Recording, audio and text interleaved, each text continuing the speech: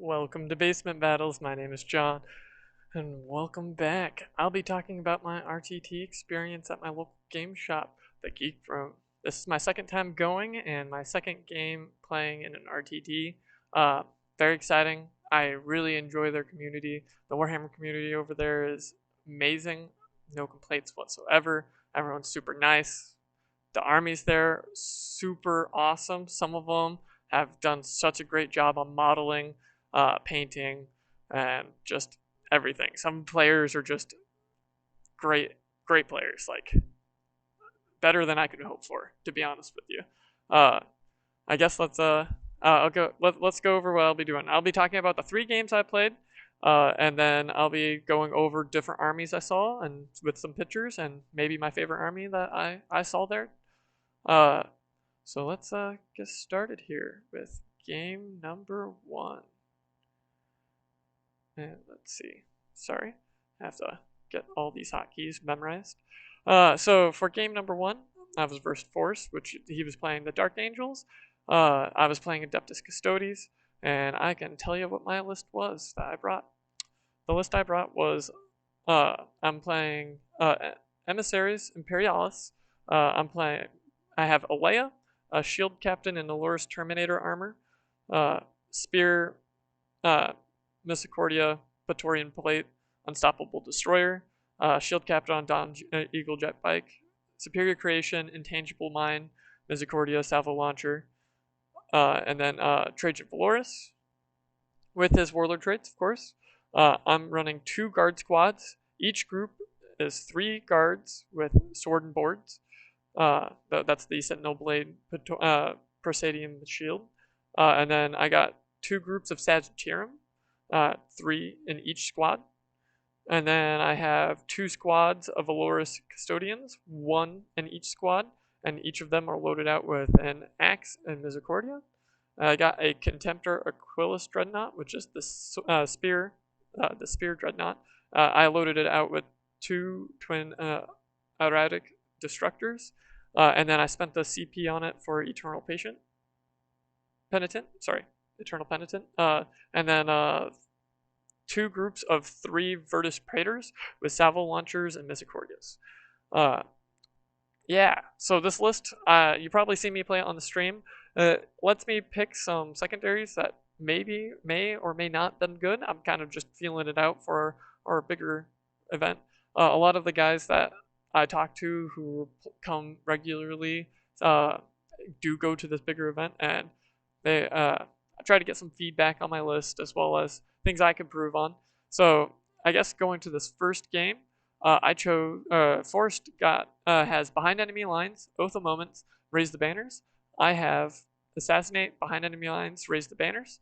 I thought I could go and contest these points. I've never played against Dark Angels. This will be my first time.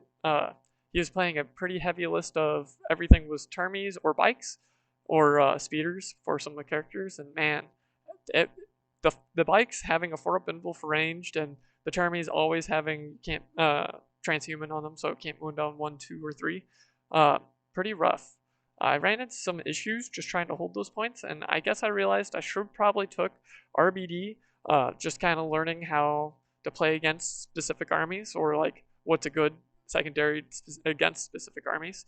I knew I could probably hold points if I could kill things, and being Custodes, usually you can kill a decent amount if you're in melee combat, especially since my faction always gets to fight first. So it's one of those things of it really makes you come down to activations and where you really need it.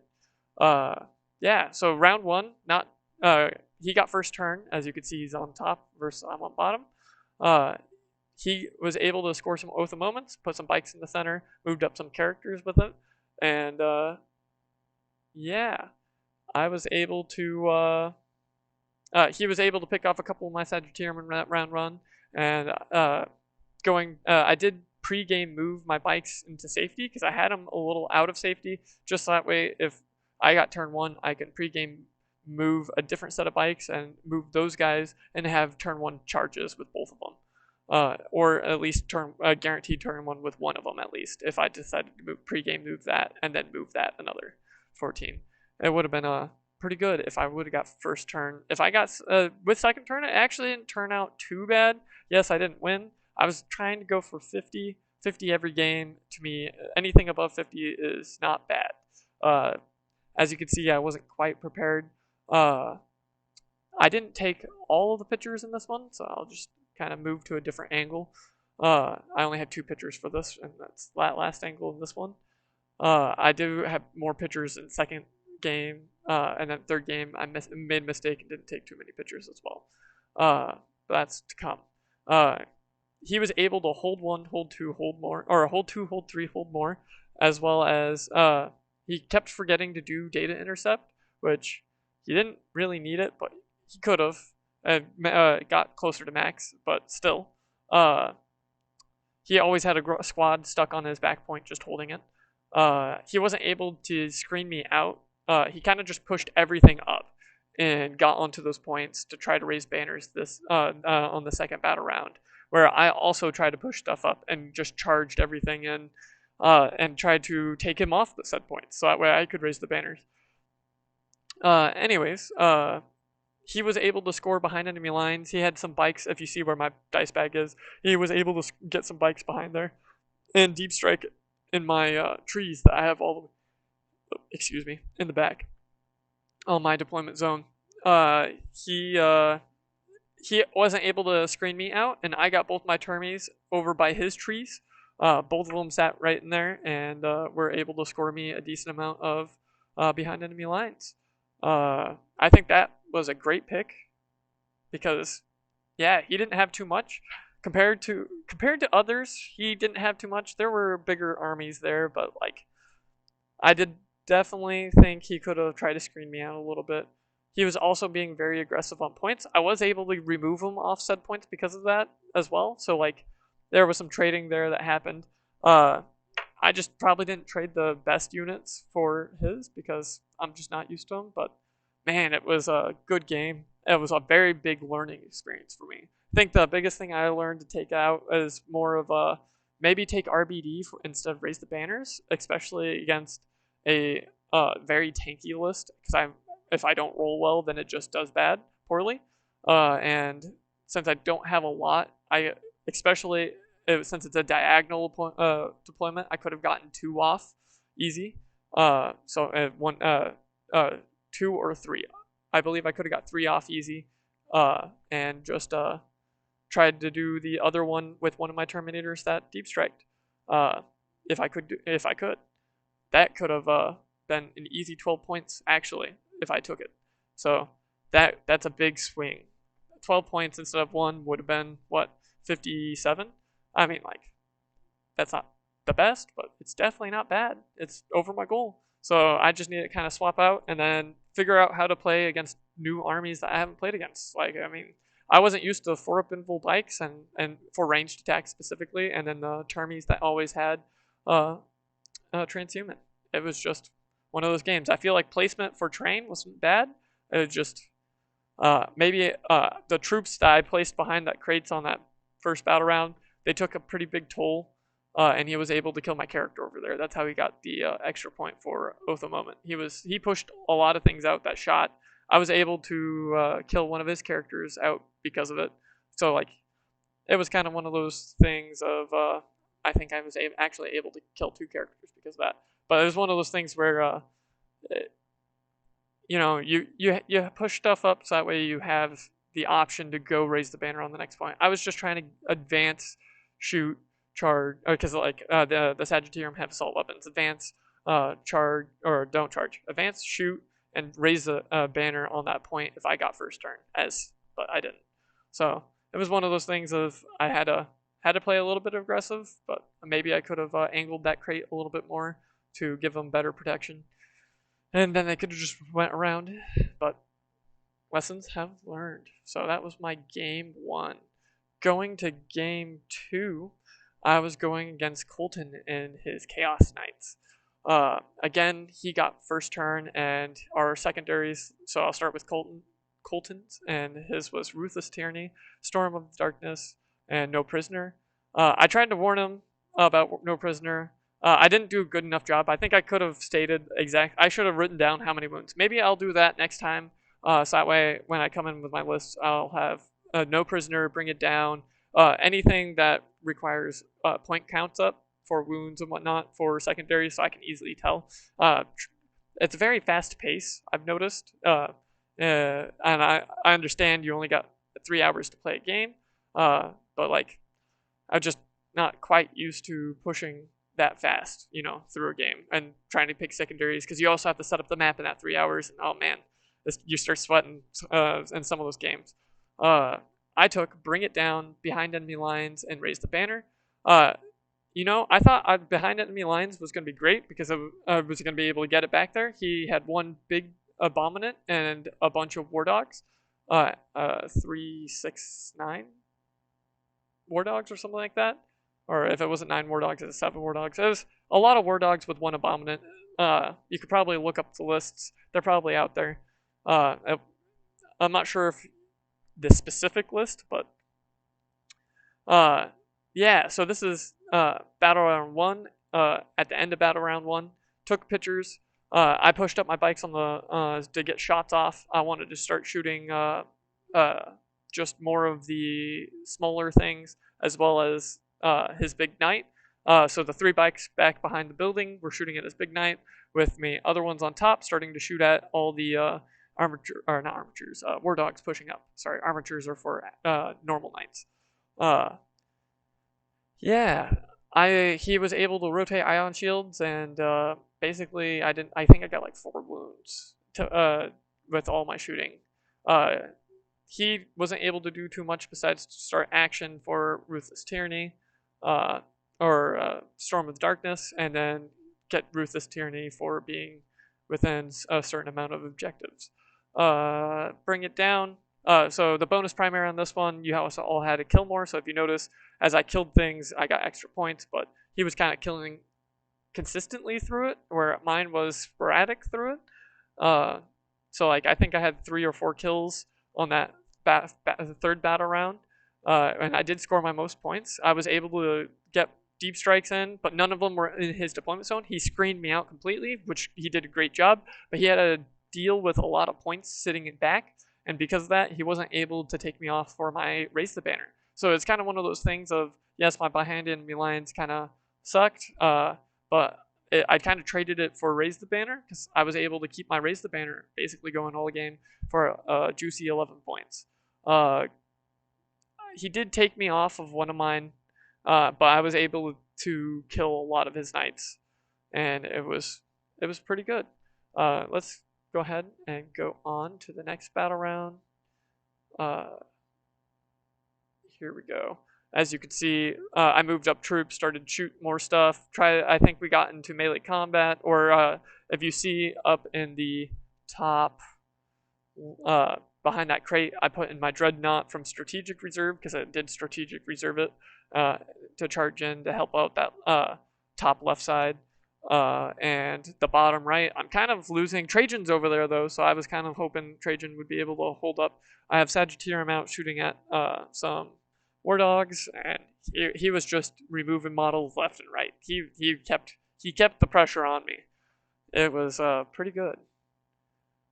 Here's charged in. If you noticed, my custody or my Terminator over there in the top, very top corner, is against a war dog right there, and the other one came in to hold a point, so can't complain too much. So that way Trajan can go run in and save the last couple boys on the point trying to hold on his side. He was holding it due to the fact that his war dogs count as obsec. As actually kind of rough because I just didn't have enough models. He kills one model and then I don't hold it anymore type thing because his count is 5. I wish they would fix that where if they're wounded, like they would start going down on model count as well. So that way, it reflects more of a real army compared to just, oh, it's a single model. But like they do have disadvantages. I'm not saying that they need to be nerfed. It's just kind of one of those things of like maybe that could be thought about in the future. Especially like maybe make them more models, and like so maybe since they have 12 wounds, make them 6 models, and for every 2 wounds they lose, so they count as 1 model less or something like that. and you can kind of see how the board, I'm just starting to lose everything. I kind of came down to just holding points and charging. We moved a couple things that way. You could like see / we can draw lines of sight, or not draw lines of sight. We removed stuff so that way we can draw measurements and see if we were in proper ranges. And yeah, that's my first and second game. Let me bring up my third game.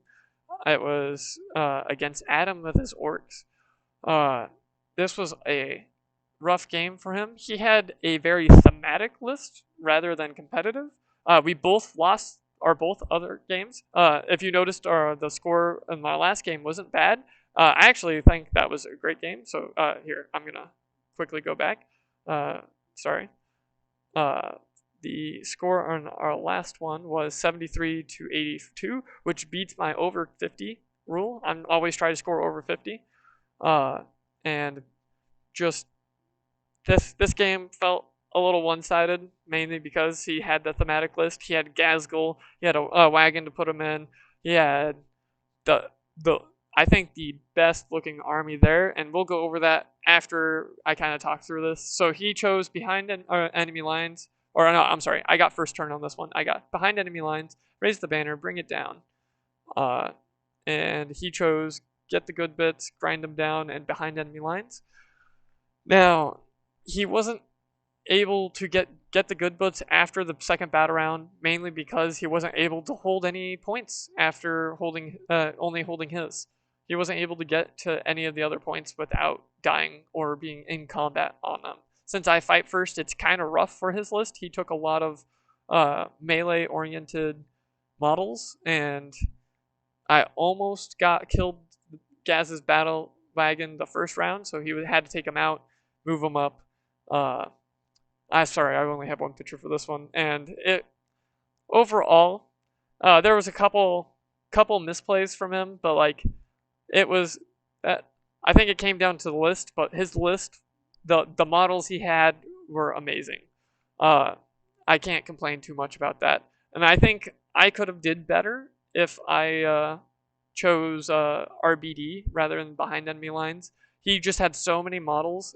Getting behind enemy lines was actually an issue. I had to remove a bunch of them to get past that point.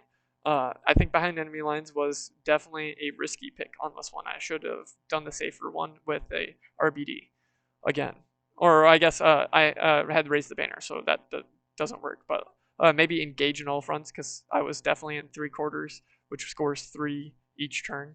So like definitely would have been better than behind enemy lines. We can start talking about the armies. So over here we had, sorry, it's a little confusing to look at.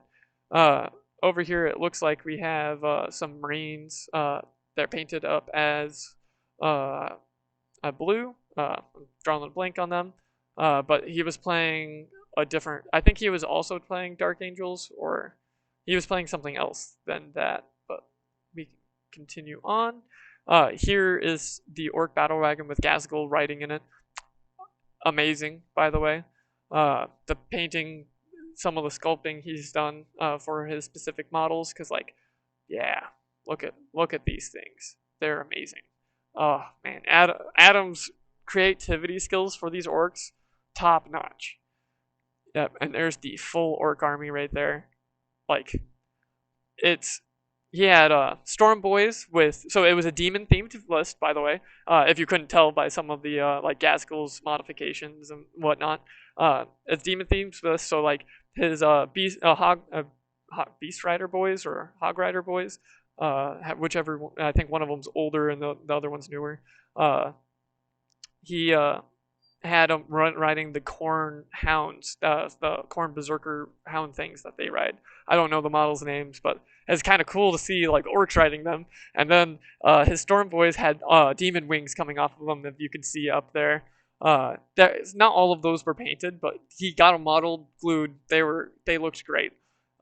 His Beast Snaggers were all painted, colored wise, and it had some demon heads attached to them and like whatnot, and like they had demon accents to them.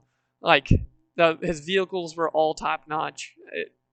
The overall time and effort put into this army was probably it was my favorite army, I should say. If I had to choose an army that was the most fun to look at, it was his. And it being a very thematic demon, like everything he had was demon themed, it was great.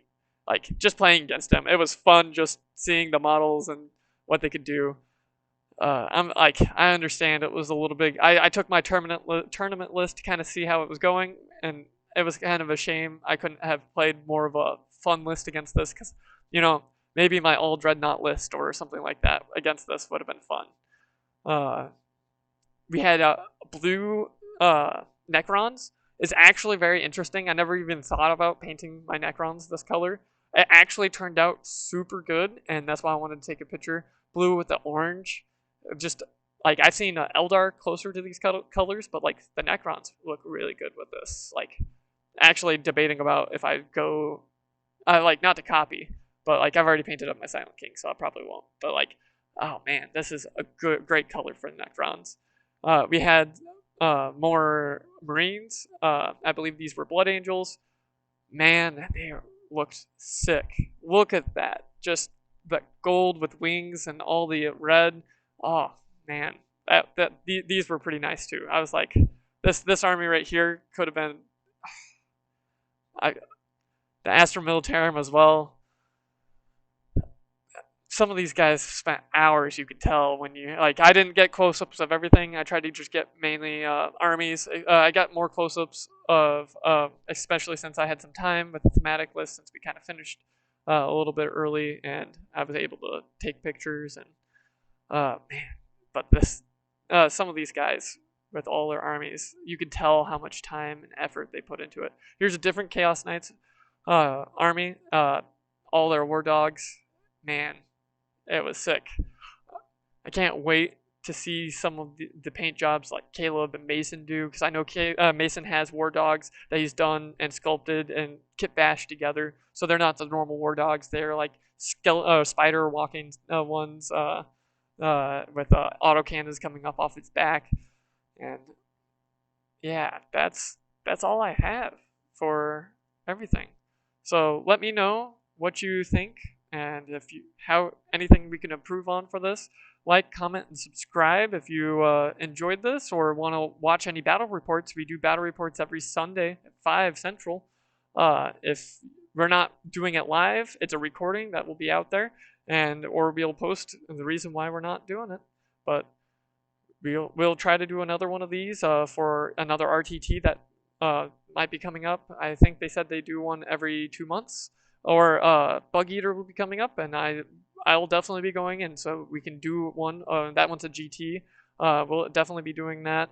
Or if it's not just me, Mason might be here, or Caleb, depending on who I can get to do it with. Yeah. So thanks for watching.